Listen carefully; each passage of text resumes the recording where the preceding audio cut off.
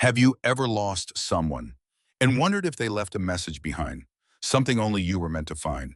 Elena Marsh was 19 when her grandfather died, and for 3 months after she stopped believing in almost everything, she stopped going to class, she stopped painting, she stopped sleeping through the night.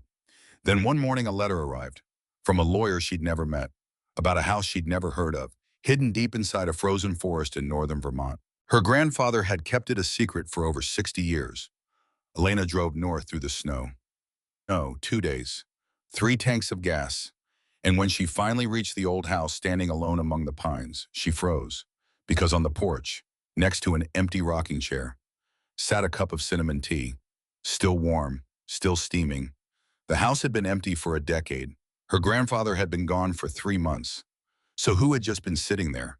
And why did the footprints in the snow lead nowhere? Elena didn't know it yet, but behind that old red door, beneath a fireplace no one had touched in years, a promise was waiting, a promise older than she was, a promise with her own name carved into it. And by the time she understood what her grandfather had really left her, everything she believed about love loss and family would change forever. The apartment in Boston felt too big for one person, which was strange, because it had always been small. A single bedroom above a laundromat on Tremont Street. The kind of place with radiators that clanged at 3 in the morning, and a window that never quite closed all the way. But now every corner of it echoed, because Nathaniel Marsh was gone. And Nathaniel Marsh had been the only real thing in Elena's world since she was 6 years old. Her parents had died on a Tuesday. She still remembered that, the specific weekday, the way her kindergarten teacher had held her hand too tight while they waited for someone to come. She remembered thinking at 6 years old that no one was coming, except someone did. Her grandfather. Grey suit, sad eyes, smelling faintly of pipe tobacco and old books. He'd knelt down in front of her, and he hadn't said the usual things. He'd said, "Elena, I don't know how to do this, but I promise I'm going to try, every single day, until you don't need me to." And he had. For 13 years. He had. He'd braided her hair before school, even though his hands shook.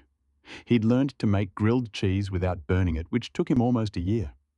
He'd sat through recitals and parent-teacher conferences and the chickenpox and the terrible year when she was 14 and hated everyone, including him. He'd worked 2 jobs so she could go to Boston College. Elementary education. She was going to be a teacher. 2nd grade, maybe 3rd. The age when kids still believed in things. And then, one morning in September, he hadn't answered the phone. The neighbor had found him in his armchair. Books still open on his lap. A cup of cinnamon tea on the side table. Cold. 85 years old. Peaceful, they said. In his sleep, they said, as if any of that made it easier. Eleanor had gone to the funeral.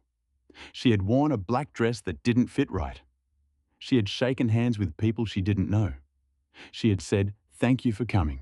Thank you for coming. Thank you for coming," until the words stopped meaning anything. And then she had gone back to Boston, and she had stopped. Just stopped. Her roommate had tried. Her professors had tried. Her advisor had left 3 voicemails before finally sending an email. Gently. That maybe Elena should take a semester off. Elena had withdrawn from the college the next day. She hadn't told anyone, because who was left to tell? 3 months went by like that. She lived on cereal and instant coffee. She slept in her clothes. Then on a Thursday in December, the letter arrived. The return address said Halloway and Finch Attorneys at Law, Burlington, Vermont. Elena had never been to Vermont in her life. She sat down on the kitchen floor because she didn't trust her legs. "Dear Miss Marsh, our firm has been retained by the estate of your late grandfather, Nathaniel R. Marsh. Please contact our office at your earliest convenience regarding a property he has bequeathed to you." Elena read it 3 times. A property. Her grandfather had lived his whole life in a 2-bedroom rental in Somerville. He'd owned exactly one thing of value, his father's pocket watch, which was now in a small velvet box in Elena's dresser. He hadn't owned property, except apparently he had. She called the number the next morning. Wendell Halloway was 70 years old if he was a day. His voice on the phone was warm, careful. The voice of a man used to delivering news that shattered people. "Miss Marsh, I'm so sorry for your loss. Your grandfather was a fine man. You knew him. A pause. Not well, but my father did, and my father knew this call would come someday. Elena didn't know what to say to that. Miss Marsh, there's a house in northern Vermont, and there is also a letter. He asked us to give it to you in person when you were ready. A house? Yes. My grandfather owned a house in Vermont. Another pause. Longer this time. Miss Marsh, your grandfather owned this house for over 60 years. Elena stopped breathing. 60 years. She had known him for 13, every single day. And in all that time, he had never mentioned a house. Not once. 2 days later, Elena packed a duffel bag. She didn't tell anyone she was leaving. There wasn't really anyone to tell. She took her grandfather's old Ford. The engine coughed, then caught, then held. Somehow, that made her cry. She drove for 2 days. The roads got narrower. The trees got taller.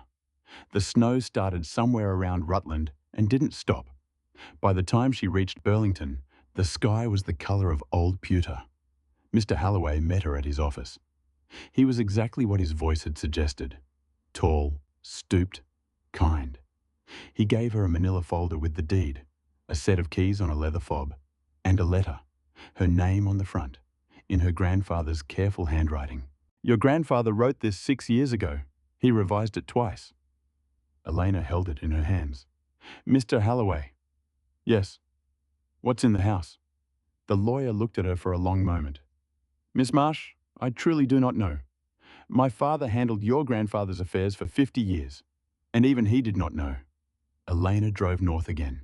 2 more hours. The road narrowed to a single lane, then to gravel, then to something that was less a road and more a suggestion the trees had agreed to allow. She almost turned back 3 times, but she didn't, because her grandfather had asked her to come, and she had never told him no, not once, in 13 years. The snow was falling harder now.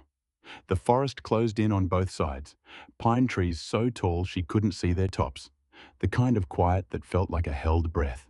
And then, suddenly, the trees opened, and there it was, the house. 2 stories.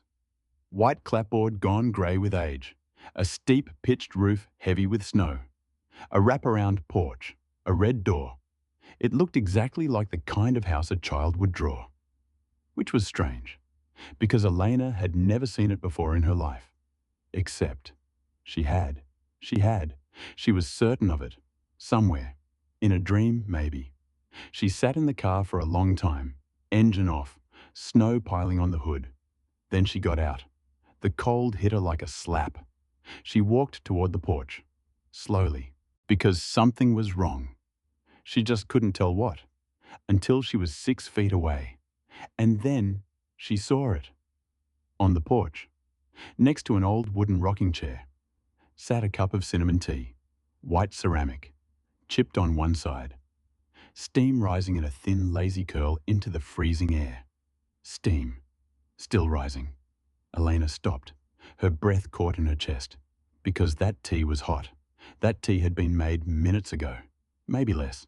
And the house had been empty for a decade. Her grandfather had been gone for 3 months. So who? Who had just been sitting there? Elena turned, slowly, in a full circle, scanning the trees, the clearing, the snow that stretched unbroken in every direction. Nothing. No footprints, no car, no smoke from the chimney, no light in the windows. Nothing, except the tea, still steaming. She walked up the porch steps, because what else was she going to do? She had driven 400 miles. She touched the cup. Warm, real, not a hallucination. Her hands started to shake. She pulled the letter from her coat pocket. She held it against her chest for a moment, like it might steady her. Then she used the key. The red door swung open. The hinges didn't even creak, because someone had oiled them, recently. Elena stepped inside. And the house. The house was warm, not just above freezing. Warm. Someone had lit a fire in the stove in the kitchen. Someone had turned on the pilot light in the old radiator. Someone had put a wool blanket over the back of the sofa.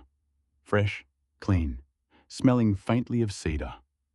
Elena stood in the doorway with her duffel bag in one hand and her grandfather's letter in the other, and she said out loud to no one, "Hello?" No answer. "Hello? Is someone here?" Nothing. Just the tick of a wood stove settling, the whisper of snow against the windows, the soft groan of an old house adjusting to a body it did not recognize. Elena closed the door behind her. She didn't sleep that first night. How could she? She had checked every room 3 times, every closet, under every bed, behind every door. Nothing, not a person, not a sign of anyone. But the fire had been lit, the blanket had been folded, the tea on the porch had been hot. She had brought the cup inside. She had held it in both hands. She had smelled the cinnamon, sharp, real, fresh. Her grandfather had always drunk cinnamon tea, every night, without fail. She lay on the couch under the cedar-smelling blanket. She stared at the ceiling. She listened, but nothing happened, which somehow was worse.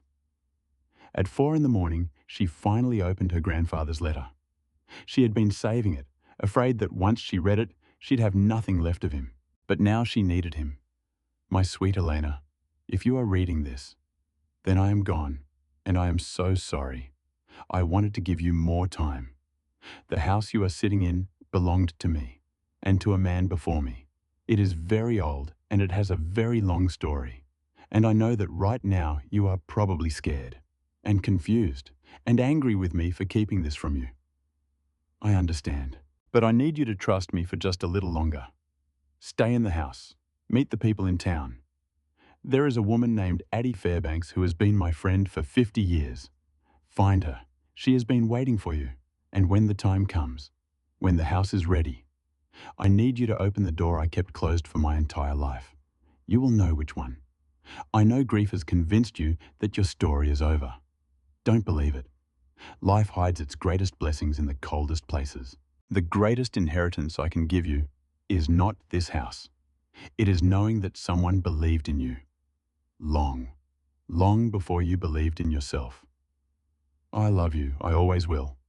Grandpa." Elena read the letter 3 times, and she cried. Not the desperate sobbing of the funeral. Something quieter. Something that felt like a door slowly closing on one room and opening, just a crack, on another. She fell asleep with the letter pressed against her chest. When she woke, the sun was rising. The first thing she did was walk to the porch. The cup was gone. Someone had come and taken it while she slept. Elena stood in her socks on the porch and stared at the empty space. She could still see the faint circle in the frost where it had sat. And then she saw the footprints. Fresh, small, adult-sized but not large, starting at the tree line, coming across the clearing, stepping up onto the porch. 2 steps, then back down again, then walking away. Toward the north side of the house. Around the corner. Elena followed them, barefoot in the snow, because she wasn't thinking. The footprints went along the side of the house, past the woodpile, past an old well. And then, beneath the largest pine tree at the edge of the property, the footprints stopped. Simply stopped, as if whoever had been walking there had vanished. Elena stood in the snow, her feet already turning red. She looked up. Nothing. No one. Except she felt, very clearly, that someone was watching her. She went inside. She locked the door. And then she laughed. A short, bitter laugh. Because what was locking a door going to do against someone who could make hot tea appear on an empty porch? The town of Hollow Pine was 6 miles down the road. Elena drove there because she needed coffee, and she needed to be around people. The bakery smelled like yeast and cinnamon. The bell above the door jingled, every head in the bakery turned. There were maybe 8 people inside, all of them older than 60. All of them stopped mid-sentence. Elena stood in the doorway, and she understood in that instant that they knew who she was, before she had even said a word. An older woman behind the counter set down the loaf she was slicing. She was small, maybe 5'2", white hair pinned up in a soft bun, wearing a flour-dusted apron over a blue cardigan. Her eyes were the color of a lake in late afternoon. She looked at Elena. She smiled. And then slowly she came around the counter. Elena Marsh. Not a question, a statement, delivered gently, like she'd been practicing it for months. Elena couldn't speak. The woman held out both hands. My name is Adelaide Fairbanks, but nobody's called me that since 1974. You call me Addie. You knew he was going to. I knew. For how long? Oh, honey, your grandfather told me you were coming a long time before you knew it yourself. Elena stood there, and she started to cry. Right there, in the middle of the bakery. Addie didn't say anything. She just stepped forward, and she put her arms around Elena, and she held on. Steady. The way a person holds on when they've been standing on that same spot for a very long time. Waiting. The whole bakery went quiet. And then, one by one, the customers went back to their pastries, because they understood, in some quiet, unspoken way, that this moment had been coming, and now it was here. And it was not for them. After a while, Addie sat Elena down at a small table by the window. She poured her a cup of coffee. She brought her a slice of banana bread. Elena ate. She hadn't eaten a real breakfast in 3 months. He said, in the letter, he said you'd been his friend for 50 years. 52, but who's counting? He never mentioned you, not once, in my entire life. Addie nodded, slowly. I know. How can you know? Because he made a promise, a long time ago, to keep this place safe, and that meant keeping it separate from everything else in his life, including you, especially you. That doesn't make any sense. Elena, I know it doesn't. Not yet, but it will. Someone was at the house last night. Addie's expression didn't change. Someone made tea on the porch, and this morning, there were footprints in the snow. That went nowhere. Addie looked at her for a long moment. Then she said softly, I know. Addie, is someone living in that house? Addie reached across the table, and she took Elena's hand. Eleanor, I promise you, on my life, no one is living in that house. No one is trying to harm you. There are things that are going to feel very strange for a little while, and I need you to trust me, just for a few days. Before Elena could answer, the bell above the door jingled again, and a man stepped inside. Tall, thin, 65 maybe, wearing a wool coat and a clerical collar. Silver hair, a face like a kind old owl. He saw Elena. He stopped. He took his hat off, and he said in a voice like distant church bells, Well, you must be Nathaniel's granddaughter. Addie half stood. Ezra, come, sit. The man crossed the room. He shook Elena's hand. His palm was dry and warm and steady.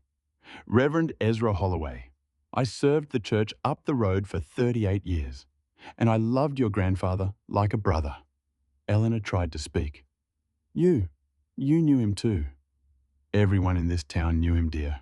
Eleanor looked at Addie, then at the Reverend, then at the other customers, who were pretending very hard not to listen. Everyone. But nobody in Boston, nobody in my life, knew about any of you. Reverend Ezra sat down across from her, gently.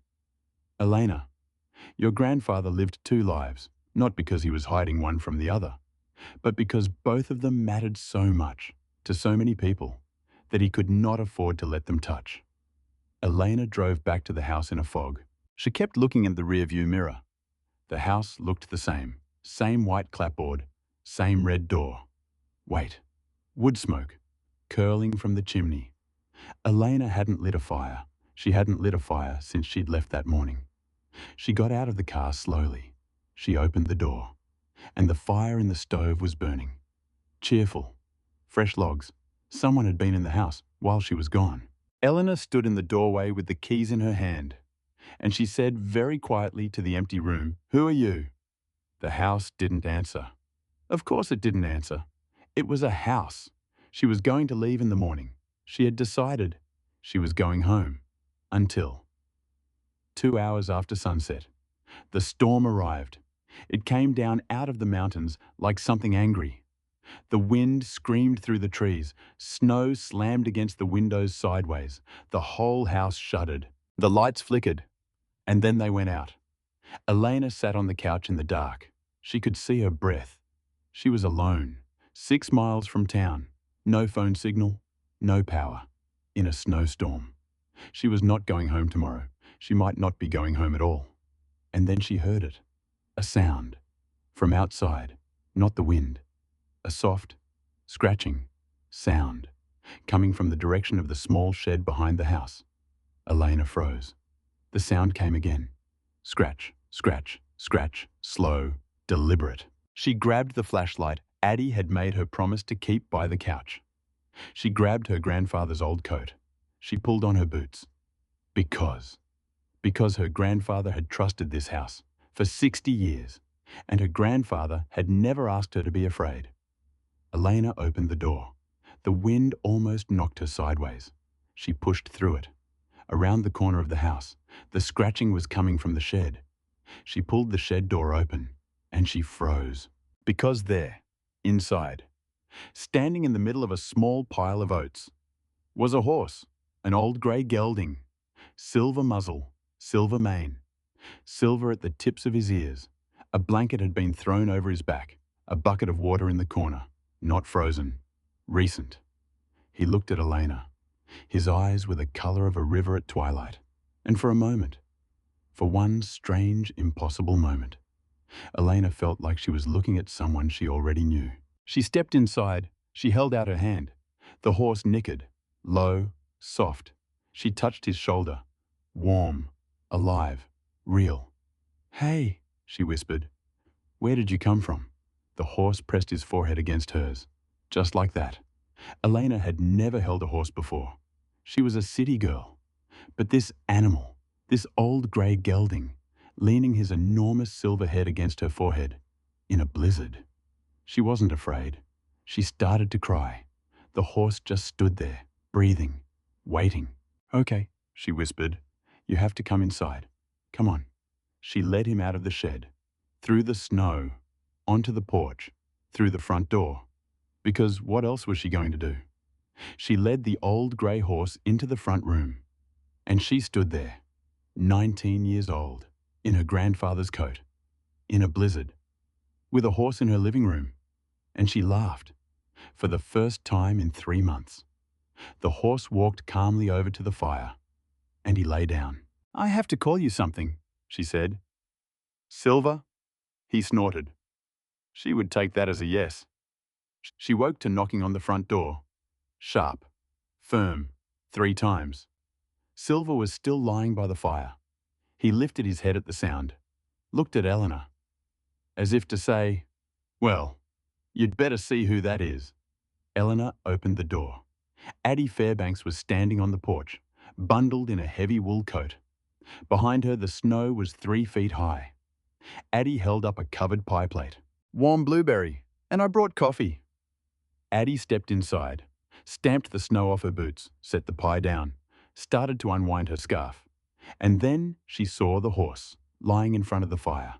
Enormous, silver, perfectly at home. Addie went absolutely still. The colour drained from her face. The mittens dropped from her hands. "No," she whispered. Elena stepped back. "Addie." "What?" Addie took a slow step forward. Her hand went to her mouth. Her eyes filled with tears. "That is not possible. Addie, it's just a horse." "Elena, listen to me. He came to the shed last night, in the storm." "Elena, no." Addie took another step towards Silver. The horse lifted his head, recognized her, nickered softly. Addie sank down onto the floor next to him, put her hand on his enormous silver forehead. "Your grandfather had this horse, all the years I knew him."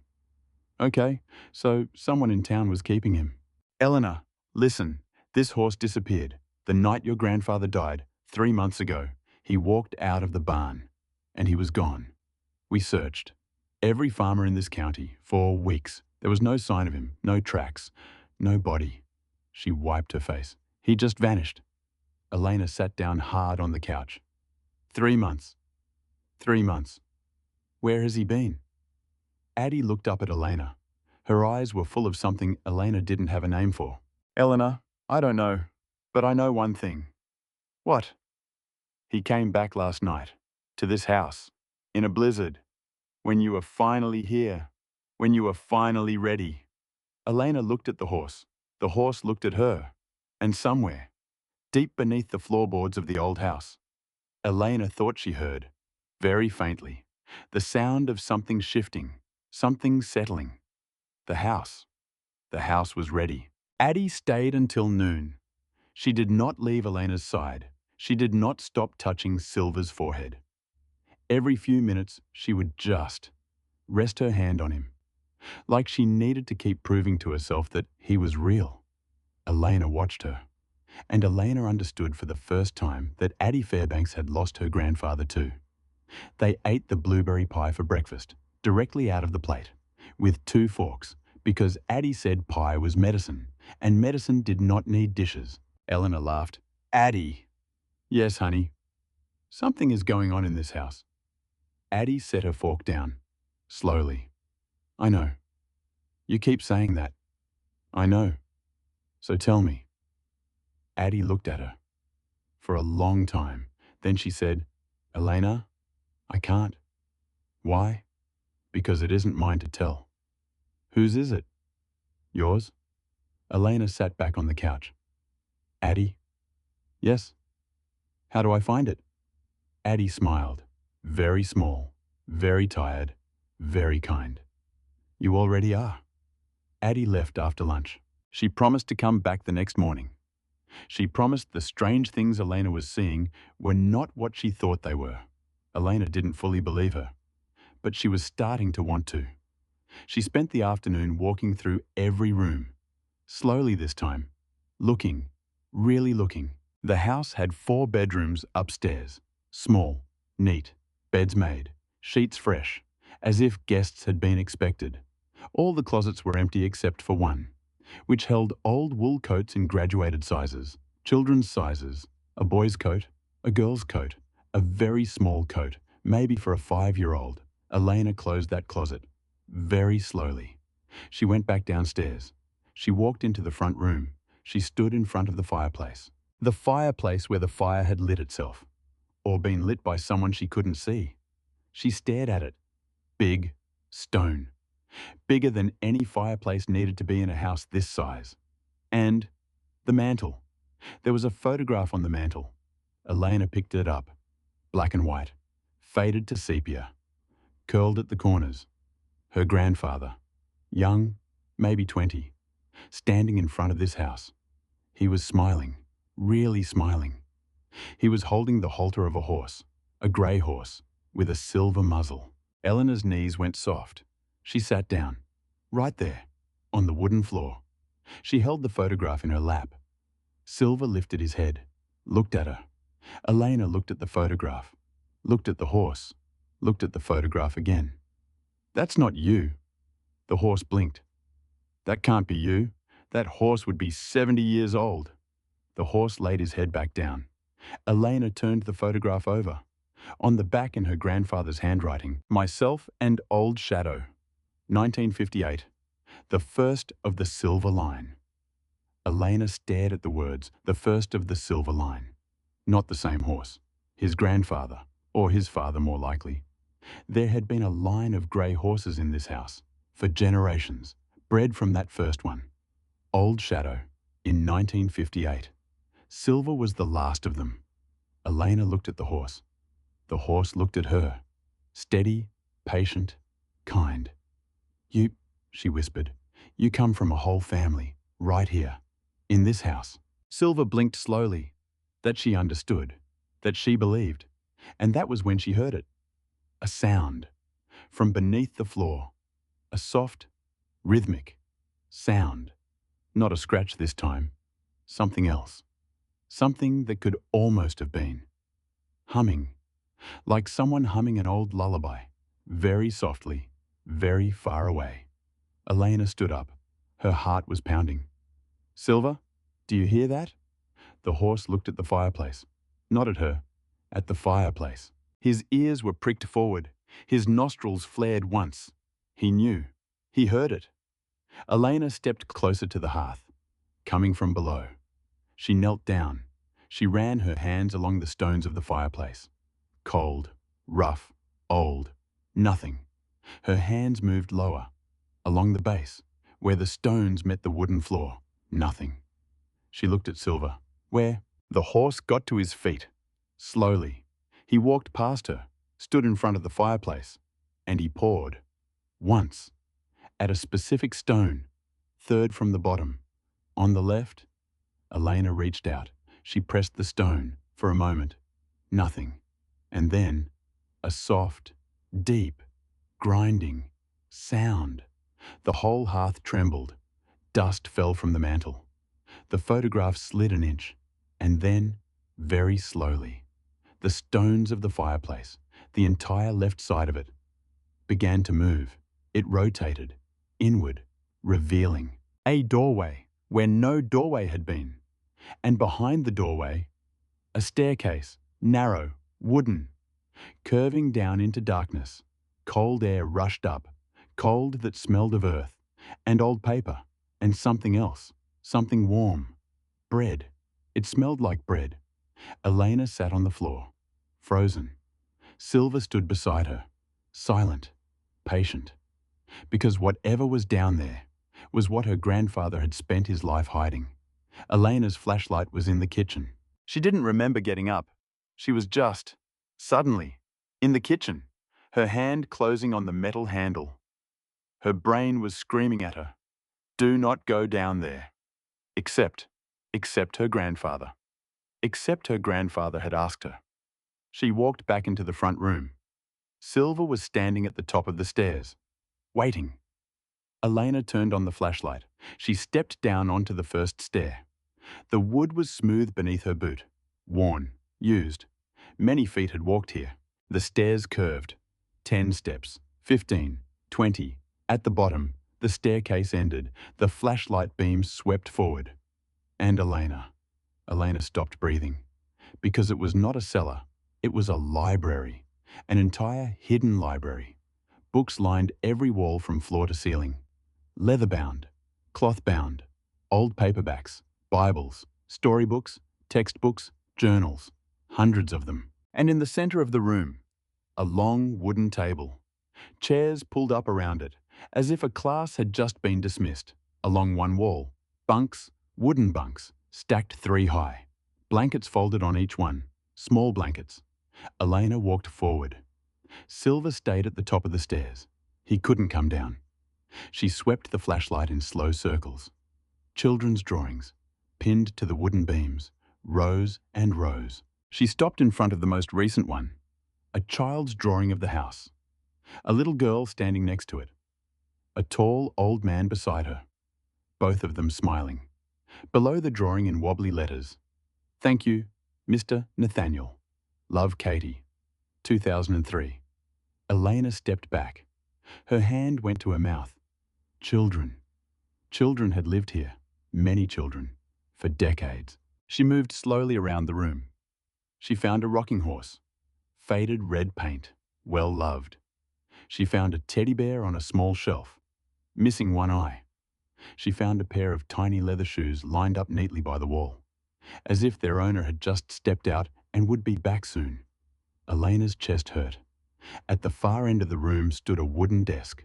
On the desk, a journal, leather-bound, held closed with a strip of soft twine. On the front cover, "For whoever finds this." Elena untied the twine. Her fingers were shaking. She opened the journal. The handwriting on the first page was beautiful, steady, careful. Not her grandfather's. Winter 1945. Tonight, 3 more arrived, a boy of 9, a girl of 6. Her baby brother who cannot be more than 3 years old. They walked 11 miles in the snow. Their coats are not coats. They are sacks stitched together with fishing line. Their parents are dead. I do not know their names yet. The little one has not spoken. I have promised them they are safe here. I pray I have not lied. Elena's throat closed. She turned the page. Spring 1946. The girl of 6 is called Cora. She has begun to smile. Only when she thinks I am not looking. She is bright. She wants to read. I have started teaching her the alphabet using flour on the kitchen table. She learns faster than I can teach." Elena stopped. Cora. She had heard that name. Just yesterday. Cora Whitfield. The old woman who had come to the house, who had told her to leave. Elena's hands started to shake. She turned the pages faster. Winter 1950. We had our first Christmas with all of them together. Cora is 8 now. She read the story of the shepherds aloud by candlelight. Her voice did not tremble once. I have never had children of my own, but when I looked at her tonight, I understood, for the first time, why God bothered to make the world. Elena wiped her eyes. Summer 1948. A little one today, 15 years old. Big for her age. Her name is Marjorie. She came on foot from a mill town in New Hampshire. Her father drank. Her mother is dead. She is quick with her hands. She wants to learn to bake. Marjorie, the bakery. Marjorie's breads and such. Marjorie, bakery, named for a child. Saved in 1948. Winter 1952. A new one today. A girl, 6 years old. Blonde hair, blue eyes. She reminds me of Cora when Cora first came. Afraid, silent, watchful. Her name is Adelaide. She says her mother left her at the church in Rutland. Her mother said she would come back. Her mother did not come back. She asked me what I am called. I told her the children call me the keeper. She thought about that for a long time. Then she asked if she could call me something else. I asked what. She said she would like to call me uncle. I said yes. Elena set the journal down. She sat on the wooden floor. Adelaide, Addie Fairbanks, who had held her in the bakery. Addie had been a child in this house, a little girl, left at a church, in 1952, rescued by a man called the Keeper. Elena picked up the journal again. She read for hours. The Keeper had a name, Jonas Ainsley. He had built this house himself between 1943 and 1944. He had built the hidden library first, and then the house on top of it. He had built it for children because in 1944, Jonas Ainsley had lost his wife to an illness, and he had also lost his infant daughter, 9 months old. And he had decided, rather than die of grief, he would take the love that had nowhere to go and he would put it somewhere. He would put it in a house. The first child had arrived on Christmas Eve, 1945. A boy, 7 years old, half frozen, no coat, no shoes, wandering the woods in the snow. The boy had been walking for 2 days. His parents had died in a fire that had taken the whole farm. The neighbors had turned him out because they had 6 children of their own, and no room, and no money. It had been a very hard winter. The boy had almost died. Jonas had found him under a spruce tree, curled into a ball, barely breathing. Jonas had carried him home. The boy's name was Nathaniel. Elena stopped reading. She could not breathe. She read the sentence again. The boy's name was Nathaniel, her grandfather. Her grandfather had been the first child. Her grandfather had almost died in the snow. When he was 7 years old, her grandfather had never told her, never, in 13 years, not one word. He had let her believe he had grown up normally, in a house, with parents, somewhere in Massachusetts. None of it had been true. He had been a foundling. He had been dying in the snow. And a stranger, a grief-shattered man in an impossible house, had saved his life. Elena bent forward over the journal, her forehead against the wood of the desk. She cried, steadily, the way a person cries when they finally understand something they should have understood a long time ago. Silver whinnied, softly, from the top of the stairs. Elena didn't lift her head. She just whispered, I know, I know. She read on. Jonas Ainsley had raised Nathaniel like his own son. He had taught him to read. He had taught him to chop wood. He had taught him to be kind. Nathaniel had grown up in the house. He had helped welcome the other children. Cora, Marjorie, Adelaide, a dozen, then 2 dozen, over the years. And then, in 1957, Jonas Ainsley had died. They tell me it is my lungs, the mines when I was young. Too much dust for too many years. I called Nathaniel to my bedside tonight. He is 19 years old now. I told him, I am dying. I asked him to promise me. The house, the children, the work. I asked him to become the keeper. He looked at me and he said, Uncle, I am so afraid, I said. Nathaniel, the bravest people are never ready. They simply choose love over fear. He was quiet a long time. Then he said, I promise. That was the last entry in Jonas Ainsley's handwriting. Elena turned the page. The handwriting changed. She recognized it instantly. Her grandfather's, 19-year-old Nathaniel Marsh, writing his first entry as the keeper. June 1957. Uncle Jonas is gone. The children slept in my bed the night after. All 6 of them. Cora was the last one to fall asleep. She held my hand. I do not know how to do this, but I promised. Elena closed her eyes, because she had heard those words before. She had heard them a long time ago, on the worst day of her life, from the same man, when she was 6 years old. Elena, I don't know how to do this, but I promise I'm going to try. Every single day, he had said the same thing to her, that he had once said to himself, in this exact house. Elena sat with that for a long time. Her grandfather had not just been a grandfather, he had been a promise a 19-year-old boy had made in a hidden library in 1957 to a dying man and to himself, a promise he had kept every single day of his life, even when he was raising her, especially when he was raising her, because she, Elena, was one of the children. She had been another child in the snow, and her grandfather, who had also once been a child in the snow, had recognized her on the worst day of her life, and he had carried her home. Elena wept for a long time, for everyone in the world who had ever been left in the snow, and prayed for someone to come.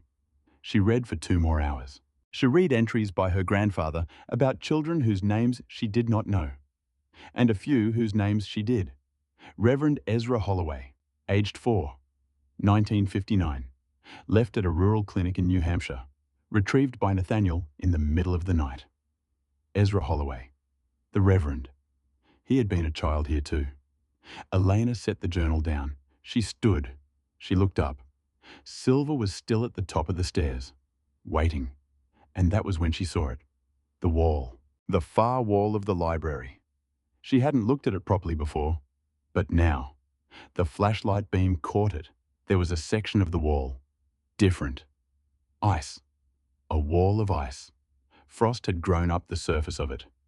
Thick, ancient, untouched, and embedded. In the center of the ice wall, a door. A small wooden door, frozen shut. Elena walked toward it. There was a shelf just to the right of the ice wall. Elena pushed it aside. Behind the shelf, set into the ice, a brass keyhole. Old, green with age, and below the keyhole, a small wooden plaque. Words carved into it. Deep, old, painted once in black. Elena leaned closer. She read. Once. Then again. Not every secret is meant to be buried. But the final truth must be opened only by Elena Marsh. Elena stopped breathing. Her name, not her grandfather's, not Cora's, not Addie's, not Jonas Ainsley's. Hers. Carved into a wooden plaque. That looked older than she was. Elena backed away. Her back hit the wooden desk. She slid down it. To the floor. She sat. She stared at her name. Carved. In the wood. Of a house. Her grandfather had never told her about. Of a room. Where children had lived in secret. For decades. Elena Marsh. The final truth. Her grandfather had not left her a house. Her grandfather had left her a door. A door only she could open. A door he had spent his whole life keeping closed. For her. Elena climbed the stairs an hour later. She did not open the door. She could not. She had no key. She would come back. She would come back tomorrow. She sat on the couch. She stared at the photograph of her grandfather, young, 20, standing in front of this house, holding the halter of the first grey horse, Old Shadow. She fell asleep with Silver breathing steadily by the fire. She dreamed of her grandfather, young, 19 years old, sitting at the wooden desk in the library, writing his first entry, afraid. She woke to the sound of the kitchen door opening.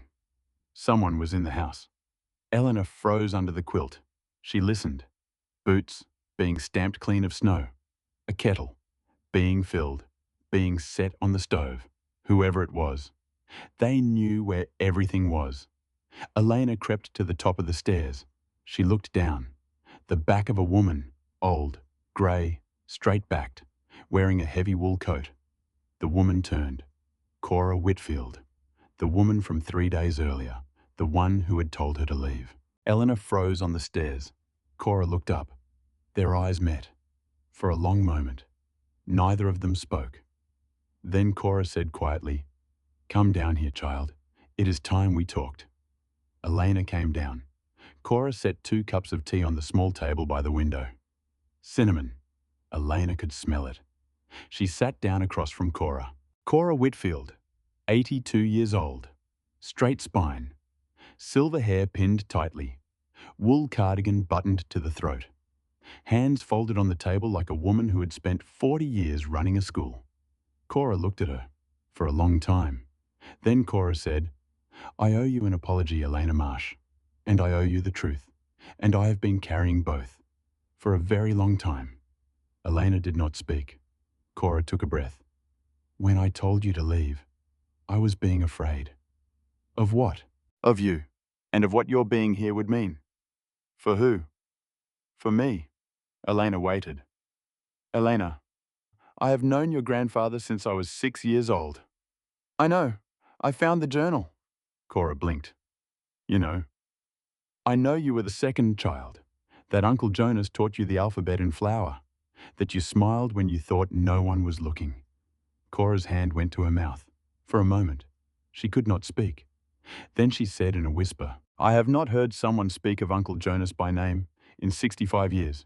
Eleanor, not one person. He was your uncle. He was more than that. He was every parent I ever had, every teacher, every safety I ever knew. And when he died, your grandfather, 19 years old, just a boy himself, became all of those things, for me, for Adelaide, for all of us. How many? How many of you?" "Over the years, more than 100, some for a night, some for a month, some for a decade. Every one of them left the house alive, and every one of them was placed somewhere safe. How did no one find out? Because we did not want them to." "Cora, Eleanor, do you understand what would have happened if the world had known? In 1946, in 1955, in 1970, that there was a man in the woods, not licensed, not sanctioned, hiding children, that we could have all been separated, institutionalized, sent to places that would have been worse than dying in the snow. Do you understand?" "Yes." "The silence was the safety. The silence was the gift. You tried to send me away." Cora bowed her head. "I did." "Why?" "Because I made a promise to your grandfather 40 years ago. When he grew tired, he asked me to help him protect this house, to keep watch, until he chose the next keeper. And you did." "I did. For 40 years I told this town that this house was cursed. I told them that whoever came here died. I let the rumors grow, because fear kept them away, and their staying away kept this house safe. And when Grandpa died, when your grandfather died, I did not know if you were the one. So when I saw you here, I was afraid that you would run, that you would sell the house to the wrong person, and undo everything we had spent our lives protecting. So you tried to scare me away." "I did." Cora's eyes filled. "Elena, forgive me." Eleanor reached across the table. She took Cora's hand. Small, old, steady. Cora let out a breath that sounded like it had been held for 80 years. "I am not going to run, Cora." "I know. I found my name on the wall." Cora looked up. "He carved it there when you were born. I stood in that room the day he did it. He said, "Cora, she has come. This is her. I know it." He was crying. He was so happy. He said, "One day I will bring her here, and she will read her name, and she will understand that she was chosen from the day she took her first breath." Elena bent her head. She cried. Cora let her. And then, when Elena was quiet again, Cora reached into the pocket of her wool coat. She set something on the table. Small, cold, old, a key. Brass, green with age. "Your grandfather gave it to me 3 weeks before he died." He said, "Cora, when she is ready, give her the key. She will know when she is ready, and so will you." Elena picked up the key. It was heavy, heavier than a piece of brass had any right to be. She looked at Cora. Cora nodded once. "Are you ready, Elena Marsh?" Elena thought about her grandfather, 19 years old, making a promise in a hidden library. She thought about Jonas Ainsley, 28 years old, grief shattered, building a house because he had love that had nowhere else to go. She thought about Cora, 6 years old, learning the alphabet in flower. She thought about herself, 6 years old, sitting in a hallway, certain no one was coming, and her grandfather, kneeling down, grey suit, sad eyes. "I promise I'm going to try." Elena stood. She closed her hand around the key. "Yes," she said. "I am." She and Cora walked to the fireplace. Cora pressed the stone. The mechanism ground open. The staircase yawned wide. "I will wait for you here. It has to be you. Alone." That was his wish. Elena nodded. She went down the stairs. Alone. Silver stayed at the top with Cora, watching her go. She walked through the library, past the desk, past the drawings, past the bunks with their small blankets. She stopped in front of the ice wall. Her name was still carved into the wooden plaque. Elena raised the key. She fitted into the lock. She turned it. A soft, deep click. And then, very slowly, the ice began to crack. A fine spider web of fractures spreading outward. The door beneath it began to shift. Cold air poured out. Elena took a breath. She reached for the handle, and the door swung open. And what was behind it was not what she had expected. Not at all. It was a room. A small, ordinary room. That was the first shock. Elena had expected. She did not know what she had expected. A treasure, a body, a secret grave. Instead, a room, perhaps 10 feet by 12, wooden walls, a worn braided rug, a rocking chair, a writing table, a cot with a blanket folded neatly at the foot. The kind of room a person would live in, for a long time, if they had chosen a very quiet life. Elena stood in the doorway, because, on every wall, photographs, hundreds of them, framed, unframed, some in neat rows, some pinned to the wooden slats. Photographs of children, every wall, every inch. Photographs of children who had been in this house. Elena stepped inside. The photographs began on the wall to her left with the oldest. Sepia. A boy of maybe 5, barefoot, standing on the porch, squinting in the sun. Below the photograph in careful ink, Peter, arrived fall 1945, placed with a country doctor's family in Burlington. Spring 1948, became a country doctor himself. 3 children, died 2011. Elena's throat tightened. She moved to the next. Cora, arrived fall 1945, stayed through adulthood. Head teacher, then Principal Hollow Pine Elementary. Still with us. Then, Marjorie, arrived summer 1948. Trained as a baker. Opened Marjorie's Breads and Such in Hollow Pine, 1959. Still with us. The bakery, named for a girl. Saved in 1948.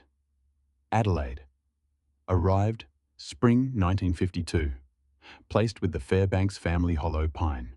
Winter 1953. Trained as a nurse. Ran the county clinic for 40 years. Grandmother of 7. Still with us. Eleanor's hand went to her mouth. Addie, her Addie, a nurse, grandmother of 7. She had known this woman for 3 days, and she had not known a single one of these things. Elena kept walking. Ezra arrived spring 1959. Pastored Hollow Pine United Church 38 years. Still with us, the Reverend. He had been 4 years old. In this house. Wendell, son of Peter, first of the second generation to know of this house, took over his father's promise. Still with us. Elena stopped. Wendell Halloway. He was not one of the children, he was one of their children. Peter, the country doctor, had a son. That son had grown up to be a lawyer, and that son had spent his whole career quietly handling the affairs of an old man in a house in the woods, because his father had asked him to, before he died. Elena kept walking. Every photograph was a life. Every caption was a promise kept. Row after row, face after face. Some she recognized. Most she did not. Farmers, nurses, teachers, a judge, a pilot, a florist, a bookseller. Ordinary people, living ordinary lives. Because, when it mattered. Someone had chosen to see them at the center of the far wall. Above a small wooden shelf was one large portrait. A painting, not a photograph. A young man, 28 maybe, standing in front of this house. Grey coat, cap in his hand, kind eyes. Below the portrait in a hand Elena had come to know, Jonas Ainsley, 1917 to 1957. The keeper, he saved my life. Twice. Once in the snow. When Nathaniel was 7. Twice. When? She did not know. She would think about it later. On the shelf beneath the portrait sat a wooden box, cedar, about the size of a Bible. Elena walked to it. She lifted the lid. Inside, a ledger, and a stack of letters tied with twine, and a single photograph. Elena picked up the photograph first. It was of her, at 3 years old, sitting on her grandfather's lap, in the kitchen of the Somerville apartment. She was covered in flour. Both of them were laughing. Elena did not remember the day. On the back of the photograph in her grandfather's hand, Elena, age 3. The day I knew. The day I knew. Elena set the photograph down. She lifted the ledger. She opened it. A list. Names. The first entry was Peter. Fall 1945. The list continued. Page after page. Each name a life. Over 100 names, every one of them alive because of this house. Elena set the ledger down. She lifted the stack of letters. The one on top said in her grandfather's handwriting, to be read first. My sweet Elena, if you are in this room, then you have already understood most of it. You have met Addie. You have met Cora. You have found Silver. Silver, yes. Let me answer that first. Because you will have wondered, there have been 6 of them, Elena. Over the decades, 6 grey horses, all descended from the first one. Old Shadow. Uncle Jonas bought him as a colt in 1948, and everyone since has been born in the stable behind the house. Silver is the last of the line. He was born the year you were born. He is exactly your age. He has been waiting for you, his whole life. Elena had to sit down. She kept reading. I want to tell you something now that I never told you when I was alive, because I did not want you to feel the weight of it. You were not just my granddaughter. You were the reason I could keep going for most of my life. I carried this house. It was heavy. It was lonely. Uncle Jonas had given me a promise, but there were many years, especially before you were born, when I did not know how much longer I could hold on. I had grown tired. I had grown afraid. And then, your mother married your father, and they had you, and I held you in the hospital. In my arms, 7 pounds, 9 ounces, and you opened your eyes and looked at me, and I understood something, all at once, that every child I had ever helped save, every child in this house, every child Uncle Jonas had ever pulled out of the snow, was preparing me for you. because I had spent my life learning how to see a child who had been lost. And when your parents died, Elena, I knew, even in that terrible moment, I knew that I would not know how to carry you. I did not save you, Elena. That is what I need you to understand. Uncle Jonas saved me, and then he taught me to save others, and then those others, their lives, their kindness, their being alive in the world, made a place for you. You are not the child of tragedy. You are the child of a chain of kindness.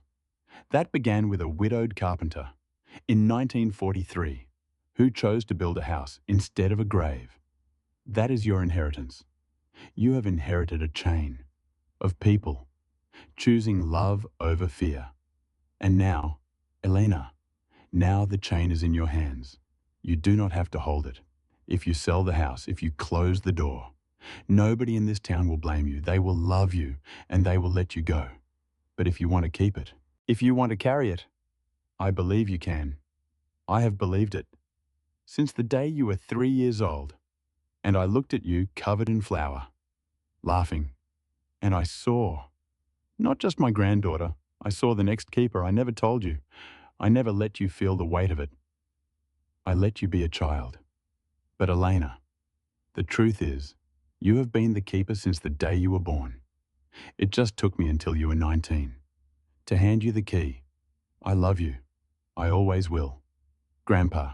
Eleanor did not move for a long time. She sat on the floor of the small room, in front of the portrait of Jonas Ainsley, holding her grandfather's letter in both hands. She did not weep. That would come later. Right now, she was still. She was still, for the first time in 3 months, since her grandfather had died. She was completely, perfectly still. She looked up at the walls. She looked at every photograph, every child, every life, every ordinary miracle. And she understood. Her grandfather had not left her a burden. He had left her a family. Over 100 people, spread across the country, grown, alive, working, loving, raising their own children because of one house and 2 men and a chain of kindness. That was hers. If she wanted it. She wanted it. She stood up, slowly. She held the letter against her chest. She walked back through the library, up the stairs, into the front room. Cora was still there, sitting in the armchair by the fire, straight-backed, waiting. Silver was lying beside her. Cora looked at Elena. She did not ask anything. She just looked. Elena walked to her. She knelt down. She put her arms around Cora Whitfield. Cora went stiff for a moment, as if she had forgotten how to be held. Then she melted, and Cora cried. She cried in a way that a person only cries when they have been holding something for 74 years, and they can finally set it down. You are not alone anymore, Elena said, softly, into Cora's silver hair. I know now. I know. The next morning, the whole town came. Elena had not asked them to. Addie had. Addie had left the house the day before at noon, and she had gone back to Hollow Pine, and she had knocked on doors. Every door, all morning, and every door had opened. At 10 in the morning, the road that had been empty for a decade filled with cars. Elena watched them from the porch. Wendell Holloway, the lawyer, getting out of a sedan. Reverend Ezra Holloway, stepping out of a truck, nodding to her from across the yard. Marjorie herself, 91 years old, being helped from a passenger seat by her son. Small, fierce, squinting into the light. She looked at Elena. She lifted a wrinkled hand in a small wave. Elena waved back. The people came inside. They filled the house. They spoke softly. They put their dishes on every flat surface. They took off their coats. They laid them on the beds upstairs. Nobody said much. Nobody had to. At noon, everyone gathered in the front room. Addie stepped forward. She held up a folded piece of paper. Your grandfather wrote this. He asked me, if the day ever came that you sat in this room and these people were around you, I should read it out loud. Elena's chest went tight. Read it. Addie opened the paper. She cleared her throat. She read, "To my family, if Addie is reading this, then Elena has come, and she has stayed, and she has found the truth. I want to thank you, every one of you, for the years you have kept the silence, for the years you have kept the promise. Uncle Jonas built this house because he could not bear the world. As it was, he built a smaller world, where the rules could be kinder, where the children could be safe. I am tired now, and I am going home, and Elena is here. She does not have to keep it. That is her choice. But whatever she chooses, I want her to know that she is not just my granddaughter. She is your granddaughter, your niece, your daughter, your sister. She belongs to all of you, as I belonged to all of you, as Uncle Jonas belonged to all of you. Please love her, as you loved me. And please, tell her the stories, because I could not. But you can. And Elena, my sweet Elena, I love you. I always will. Grandpa." Addie lowered the paper. The room was silent. Then, from the couch, Marjorie, 91 years old, lifted her head, and she looked at Elena, and she said in a voice like an old bell, "Child, come sit by me. I want to tell you about the summer of 1965, when your grandfather taught me to swim in the creek, and when he thought no one was looking, he cried, because he had never had anyone teach him to swim, and he was afraid he was doing it wrong." Elena crossed the room. She sat on the couch beside Marjorie. Marjorie took her hand. The stories began. They went on all afternoon. Voices around the fire. Hands squeezing hands. Tears. Laughter. A story about the time Nathaniel accidentally set the barn on fire in 1962. A story about the time he stayed up for 4 nights straight nursing a little girl with pneumonia. A story about the winter of 1981 when he drove 8 hours through a blizzard to bring home a boy who had run away. Elena listened. She wept. Not the way she had wept for the last 3 months. That weeping had felt like drowning. This weeping felt like breathing. For the first time, in a long time. By dusk, most of the town had gone home. Only a few remained. Cora, Addie, Ezra, Wendell. The fire had burned low. Silver was asleep in front of it. Elena took a breath. "I am going to go back to school." Addie smiled. "Are you?" "Yes. To finish. I want to be a teacher." "And after that?" "I do not know. I am 19. I do not have to know." Ezra chuckled softly. "That is the correct answer." Eleanor looked around the room. "But I am going to keep the house." Cora closed her eyes.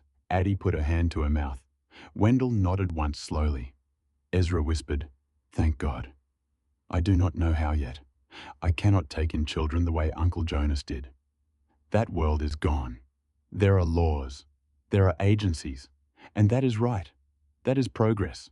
Children should not be hidden. But there are still children who need a place, not to hide, to breathe, to read, to be safe for an afternoon, to learn that someone believed in them. So I want to open the house, just on weekends, just to the children of Hollow Pine, a place they can come, read books, draw, learn things, not a school, just a place." Addie was crying now. "Addie, will you help me?" Addie nodded. She could not speak. Elena looked at Cora. "Cora, will you teach with me when I come home from Boston on weekends?" Cora, who had run a school for 40 years, who had been 6 years old and learning the alphabet in flower. She looked at Eleanor. She smiled. "I would be honored, child." Elena went back to school. She drove to Boston in her grandfather's Ford. She re-enrolled the day she arrived. Every Friday, she drove north. She spent the weekends at the house. She built a fire. She fed Silver. She hung new drawings from the local children on the walls of the front room. Children began to come. At first just 3, then 5, then 8.